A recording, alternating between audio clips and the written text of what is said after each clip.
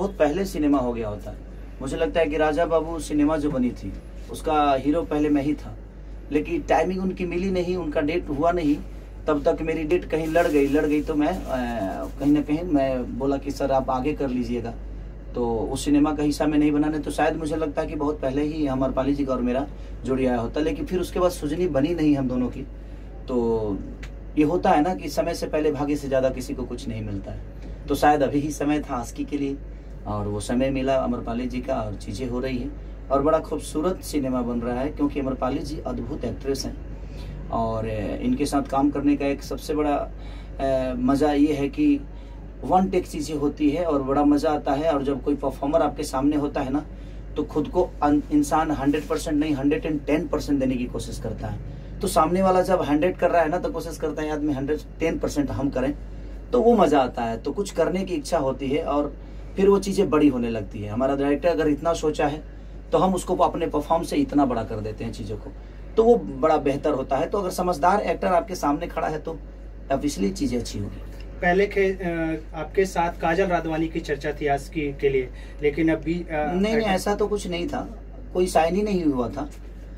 सब चीज़ें अपने लेवल पे थी, क्योंकि हमारी कहानी फाइनल नहीं हुई थी और चीज़ें था तो शायद उनका भी कहीं सिनेमा था, उनका भी डेट का पंगा था और मेरा डेट इधर था उनका और उनके पास डेट शायद नहीं था। तो फिर हम लोगों ने अमरपाली जी को साइन किया। शायद हमारे प्रोड्यूसर का जो इच्छा था और डायरेक्टर का भी इच्छा था कि एक हमें जो करेक्टर है उसमें एक छोट जाति का करेक्टर है और उसमें फिट बैठना भी चाहिए। सिनेमा के हिसाब से करेक्टर होता है तो शायद चीज़ें वो लोगों को अच्छी लगती है और ये बेहतर सिनेमा होगा। आस्की किस प्रकार की फिल्म होगी? देखिए, कहीं ना कहीं एक जातिवाद जो सबको घेर के रखा है और वो चीज़ें जब सिनेमा आएगी तो हम बताएंगे रंजन भी आपको, क्योंकि वो एक अलग लेवल का आस्की है। आस्की दीवानगी ऐसी है, मुझे लगता है कि ऐसी दीवानगी किसी आस्की में आपको नहीं मिली होगी। जो जितने भी हिंदी में आस्की बनी है उस सारे आस्की से ऊपर ये सिनेमा है, क्योंकि प्यार का मतलब ये नहीं कि किसी लड़की के लिए हम जान दे दें और जान ले लें। प्यार का मतलब ये होता है कि एक समाज को भी आईना मिले और उस प्यार के बदौलत सिर्फ उसी को नहीं सबको सम्मान मिले। तो ये एक सिनेमा है कि समाज को भी एक सम्मान की तरफ ये सिनेमा लेकर जाएगा और एक अपने जिससे वो प्यार करता है उसको भी लेकर जाएगा। अच्छा खेसारी जी, एक बात बताइए कि भोजपुरी फिल्मों के इस दौर में 20 साल तकरीबन 20 साल हो गए, लेकिन वो आज तक स्थापित नहीं हो पाया। जैसे साउथ की इंडस्ट्री स्थापित है, बंगाल की इंडस्ट्री स्थापित है, आज मराठी फिल्मों की स्थापित हो गई। तो क्या कारण है कि हम लोगों की इंडस्ट्री स्थापित नहीं हो पा रही है? सबसे बड़ी चीज़ जानते हैं क्या है? उसमें कोई दोषी नहीं है और सब दोषी हैं। हमारे कहने का मतलब कि हमारी संख्या तो ज़्यादा है बट हम रिस्क लेना नहीं चाहते। हमारे पास मल्टीप्लेक्स नहीं है, हमारे सिनेमा को बढ़ावा नहीं मिलता है। दूसरी चीज़ कि हम अच्छी कहानियों पे काम नहीं करते। ऐसा नहीं है रंजन भैया, आप देखिएगा हमारी कई सारी मूवियाँ आई है, मेहंदी लगा के रखना, संघर्ष, आपके बागी, मैंने बहुत ऐसी सारी चीज़, साजन चले ससुराल, जान तेरे नाम, मैंने लहू के 2 रंग से लेकर मैंने जितनी भी कई सारी फिल्में कुल्ली। तो जब कहानी पे काम होती है तो हमारी ऑडियंस हमें वो मोहब्बत देती है, बट हमें सिर्फ काम ही करना है, हमें कहानी पे वर्क नहीं करना है, तो फिर कोई मतलब नहीं है। हमारा एक जगह जो है वो मुझे लगता है कि साउथ से भी ऊपर होनी चाहिए, लेकिन आज इंडस्ट्री साउथ ऊपर इसलिए है क्योंकि वो 100 करोड़ लगाना जानते हैं। तो जब वो 100 करोड़ लगाना जानेंगे तो शायद वो 150 करोड़ कमाना भी जानते हैं। तो जब हम लगाएंगे ही नहीं तो हम कमाएंगे क्या? और हमारे यहाँ 15 दिन में जब कहानी बन जाएगी तो सर कहाँ से वो अच्छी बन पाएगी? उसके लिए 15 महीना लगाना पड़ेगा आपको कहानी पे, आपको मैं कहीं ना कहीं गाने पे। यहाँ तो सिर्फ हीरो का डेट मिला, भाई कुछ भी कर देना है, तो वो चीज़ें होगी तो सब शायद मुझे लगता है कि सबके लिए नुकसानदायक है। तो मैं आज की डेट में खुद ही कोशिश करता हूँ, खुद ही सोचता भी हूँ और कहीं ना कहीं हमारी सोच कामयाब भी होती है। तो मुझे लगता है कि सोचने की ज़रूरत है और हर डायरेक्टर को सोचने की ज़रूरत है कि अगर वो कहानी अच्छा लिखेगा, कहानी कुछ नई ताज़ा होगी, उससे समाज को अगर कुछ मिलेगा तो शायद हमारी भी कहानी, हमारी भी सिनेमा बड़े लेवल तक पहुंचेगी। और मैं इसमें नेताओं को भी दोष इसलिए नहीं दे सकता कि अगर आप उस लेवल की सिनेमा बनाएंगे, जैसे कि मेरी मेहंदी 3 अभी रिलीज हुई तो कई मल्टीप्लेक्स में लगी और बड़े अच्छे रिस्पॉन्स रहे उसके। तो मुझे लगता है कि अगर अच्छी सिनेमा हम बनाएंगे तो उसका भी भविष्य बनेगा और आज नहीं तो कल हमारी समाज उसको देखेगी। तो कहीं ना कहीं फैक्टर हर आदमी है, उसमें मैं भी फैक्टर हूँ। डायरेक्टर भी फैक्टर है, प्रोड्यूसर भी फैक्टर है, डिस्ट्रीब्यूटर भी फैक्टर है और सरकार भी फैक्टर है। इसमें ऑडियंस का 1% का दोष नहीं है। अगर हम जो हिसाब की चीज़ें देंगे, मुझे लगता है उसी हिसाब से ऑडियंस हमें प्यार देगी। अच्छा, पहले भोजपुरी फिल्मों का सबसे बड़ा मार्केट बिहार है, उसके बाद उत्तर प्रदेश है। तो पहले शूटिंग होती थी मुंबई में, फिर गुजरात में, अब ज़्यादातर शूटिंग हो रही है यूपी में। बिहार में क्यों नहीं हो रही है? देखिए, बिहार में नहीं होने के कारण व्यवस्था वो बिहार में नहीं मिल पा रहा है। और सब्सिडी, मान के चलिए कि जो लोग हैं कि कुछ सब्सिडी से सरकार का हेल्प मिल जाता है, तो उनका शूटिंग का खर्चा, जो होटल का खर्चा, जो वहाँ पे बिल पे कर रहे हैं, आज यहाँ खाने का खर्चा, होटल का खर्चा, गाड़ी का खर्चा, तेल का खर्चा, क्रेन का खर्चा, मैंने जो चीज़ें खर्चा होता है, तो कहीं ना कहीं सरकार उसको हेल्प कर देता है। तो सब्सिडी का जो जरिया है यूपी सरकार का, वो काबिलिय तारीफ है और इसके लिए मैं धन्यवाद देना चाहता हूँ इस सरकार को, जिन्होंने सब्सिडी का दौर चलाया और हर आदमी सब कहीं ना कहीं, कुछ जो फिल्में टूटती थी, जो प्रोड्यूसर बर्बाद हो जाते थे, तो कहीं ना कहीं सब्सिडी के आसरा से लोगों को बचे ना बचे, लेकिन वो बर्बाद नहीं हो पाते हैं, तो फिर आगे हिम्मत करके वो चीज़ें बनाते हैं। अगर बिहार में भी सब्सिडी का अगर दौर चल गया, तो शायद मुझे लगता है कि बिहार में भी सारे लोग शूट करेंगे। अगर वो व्यवस्था उस टाइप की हो गई, तो शायद क्यों नहीं बिहार में शूटिंग होगी।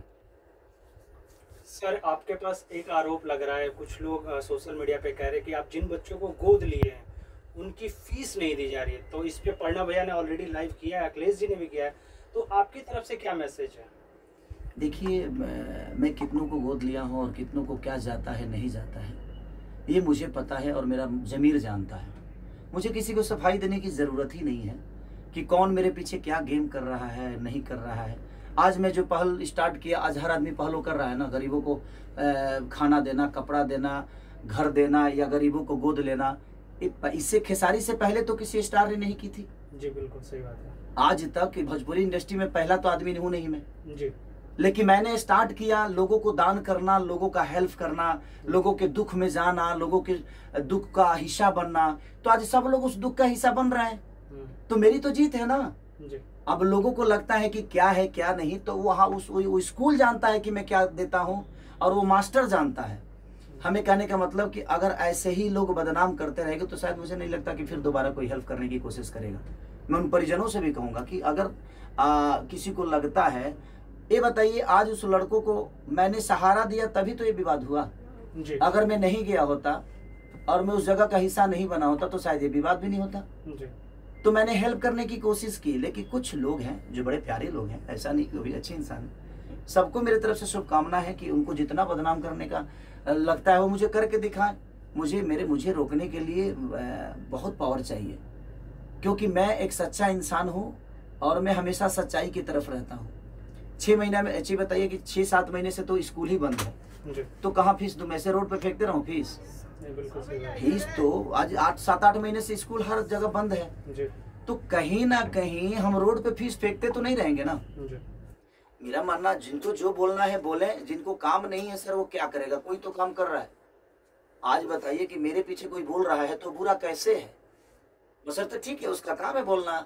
मैं अपने चीजों को ऐसा थोड़ी है जो उसके कहने से मैं किसी को हेल्प करना बंद कर दूंगा। जितना लोगों को बोलता है, कम से कम ये देख कर लोग आज दान तो करने लगे, नहीं तो कोई दान तक नहीं करता था। कलाकार को किसी पब्लिक से लेना देना ही नहीं होता था सर। जिस तरीके से आप बाढ़ पीड़ितों को मदद करते हैं, ठंडी में कंबल बांटते हैं, और तो उन लोगों के लिए क्या मैसेज जो गलत तरीके से आपको प्रमोट करते हैं, एक तरीके से बदनाम करने की कोशिश करते हैं? ऐसे बताइए, गलत तरीके से प्रमोट करने वाले तो 1 ही 2 लोग होंगे जी, लेकिन मुझे प्यार करने वाले करोड़ों में हैं। तो मैं उन 2 लोगों के बातों को लेकर मैं करोड़ों का हेल्प करना बंद कर दूं, ये तो मेरे नेचर में नहीं है। कि 2 लोग, देखिए हाथी हूं मैं और मैं चलूंगा और मुझे कोई रोक ही नहीं सकता। बाकी जो भौंकने वाले हैं भौंके, मुझे कोई फर्क नहीं पड़ता। इसलिए फर्क नहीं पड़ता क्योंकि मैं उनके लिए सोचता ही नहीं। मैं सोचता उनके लिए हूँ जिन्होंने मुझे मोहब्बत देकर यहाँ तक बढ़ाया है। तो मैं चंद चीजों के लिए, जो मेरे बारे में क्या बोल रहा है, मैं तो सर न्यूज ही नहीं देखता, मैं फेसबुक तक नहीं चलाता। कुछ लोगों ने मेरा नंबर वायरल कर दिया, तो मैं नंबर ही दूसरे मोबाइल में डाल के उस मोबाइल को बंद कर दिया। दूसरा नंबर शायद सबके वहां, जिसका नंबर सेव है मेरे पास आता है जाता है, जिससे मुझे बात करनी है वो मुझे पता है, किससे मुझे बात करनी है। तो जितना नंबर वायरल करना है भाई तुम लोग कर दो, मुझे कोई फर्क ही नहीं पड़ता। मैं अपने काम में इतना बिजी होता हूँ कि 24 घंटा मोबाइल लेके तो बैठता नहीं हूँ, और मेरा काम देखने वाला कोई और है। तो जिनको जरूरत है खेसारी की वो अपने आप संपर्क वहाँ करेंगे। सोनू जी हैं, विवेक जी हैं, तो सारे लोगों से मिल के काम तो हमारा हो ही रहा है। किसी के नंबर वायरल करने से मेरा काम बंद थोड़ी होने वाला है, और मैं परेशान थोड़ी होने वाला हूँ, नहीं होने वाला हूँ। इसलिए नहीं होने वाला हूँ कि मैं 1 2 3 4 5 लोगों के बोलने से मेरी जीवन तो नहीं चलती है। मुझे मोहब्बत देने वाले करोड़ों में है, 5 लोग भौंकने वाले हैं, तो उससे क्या फर्क पड़ता है? भौंकने दीजिए, कौन मेरे बारे में क्या बोलता है मुझे फर्क ही नहीं पड़ता। क्योंकि मैं अब छोटी छोटी चीजों पे फर्क डालना शुरू करूंगा, तो मेरा पोजीशन अब वो नहीं है कि मैं छोटी छोटी बातों को लेकर किसी से लड़ जाऊं, किसी से झगड़ जाऊं।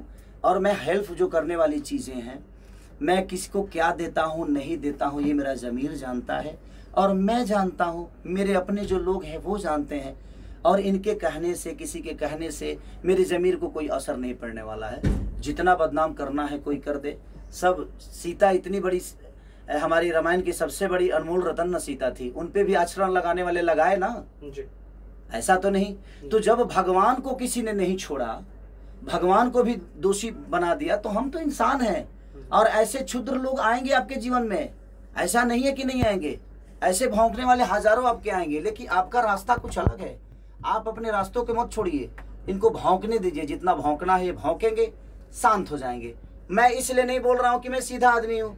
किसी और के लिए भौंकेंगे तो अपने आप आदत बनी रहेगी तो अच्छी रहेगी ना। मैं तो बिगाड़ता हूँ, मैं आदतों में लाता हूँ। नहीं बोलने का कारण मेरा यही है कि आप बोलो, मैं नहीं बोलूँगा।